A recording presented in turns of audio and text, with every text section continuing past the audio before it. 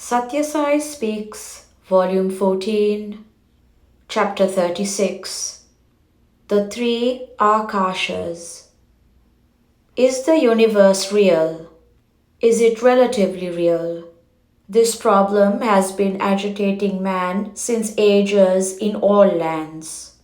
The realists and the idealists have argued on their explanations for centuries.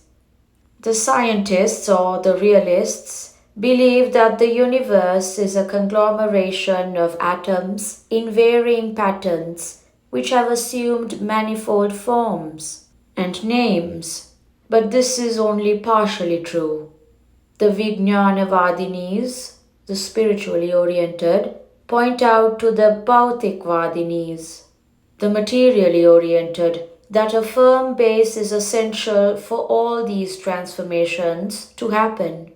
The universe must have a basic force or energy or phenomenon, as basic as clay is to the pot.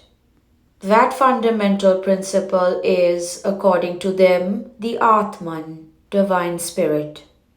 However, the attempt in which man is engaged today is to deny the clay and build faith in the pot. This process is doomed to fail. The cognizable universe, which is dismissed as untrue, must have truth as its base, as the rope on which the snake is superimposed. That basic truth is the Atman, soul. Of course, the universe in which we exist is cognized by our senses, and we take it as true and real. But it cannot be accepted as truth, for anything that changes does not deserve to be so called. Also, it appears differently to different living beings at different levels of consciousness. Animals, birds, and insects are aware of it in different ways and forms. It is shaped and molded according to the desires and perceptions of each. How are these created?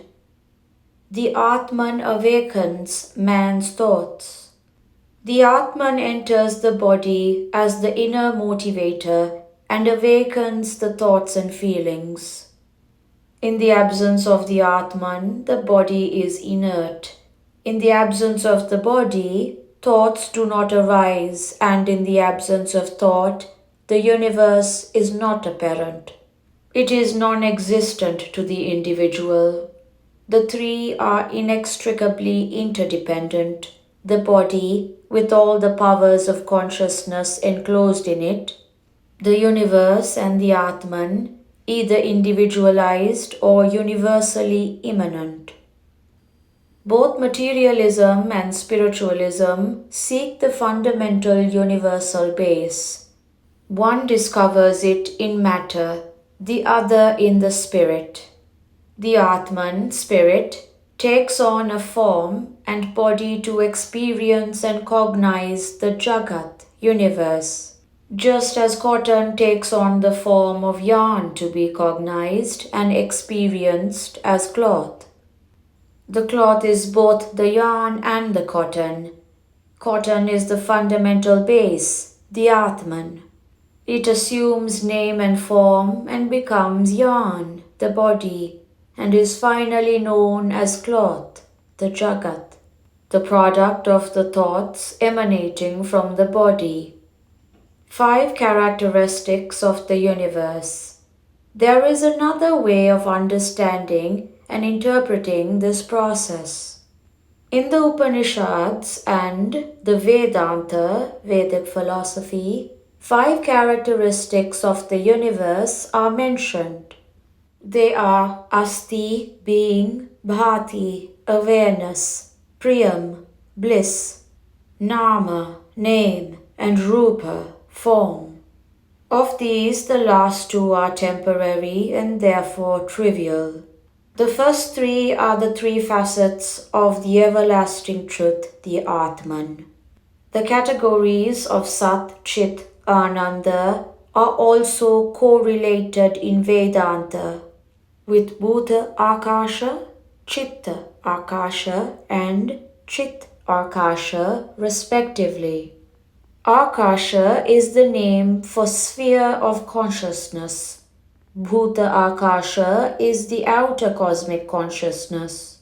Chitta Akasha is the inner consciousness of the Chitta, seat of intellect, the center of discrimination in living beings, while Chittakasha is the pure, unalloyed consciousness that flows from the Atman.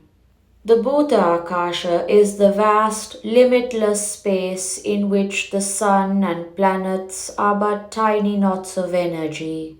It is so extensive that the light from some of its stars, millions of light years away, has not yet reached the earth. They say light travels at 186,000 miles per second. In fact, the speed is 188,000 miles per second.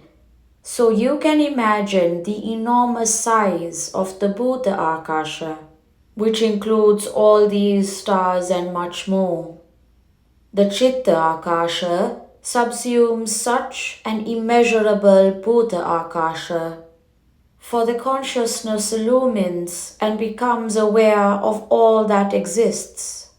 The Chitta Akasha is prompted into activity by the Chit Akasha, that is the Chit of Sat Chit Ananda, different from the inner instrument of discrimination named Chitta.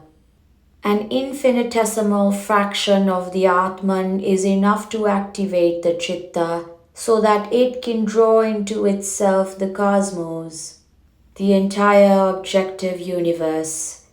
Therefore, everyone must be firm in the belief that he is the Atman, and not the body with its senses of perception and action, its inner equipment of mind, intellect, reasoning faculty, and the ego.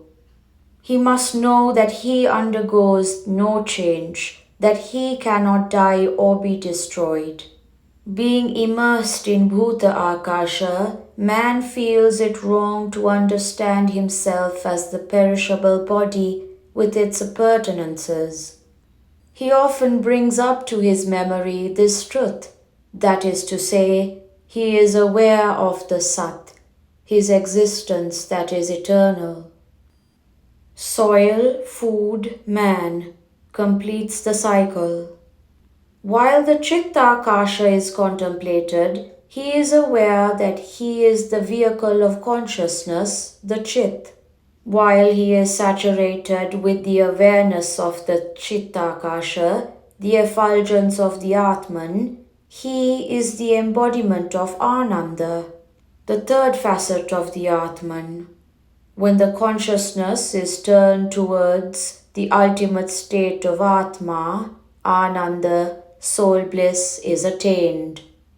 The human body is composed of cells which draw strength and life from food. Food draws its value from the soil. Soil, food, man. When that cycle is completed, man returns to the soil. The soil is Bhuta Akasha. The food grown out of the soil becomes consciousness. The Chitta Akasha and the Chitta merges into the Atman consciousness or Chitta Akasha. A seed germinates within the soil and rises above ground as a sapling. It then puts forth leaves and branches and blossoms. The flowers give place to fruits which ripen and contain seeds which can repeat the process of germination and growth. The soil is the basis of all transformations and developments. If you keep the seeds on your palm and water them, they will not grow. Soil and seed bring about the third entity, the plant. The cells in both have an affinity that is strange. The cells in the soil are its Atman. The cells in the seeds are its Atman. Soil is the substance of the food out of which man is born, through which man is sustained and nourished, but the body is the temple of the Atman, divinity. Therefore, one should not desecrate the body with any evil thought, word, or deed. The splendor of the Atman reveals all things, illumines all things.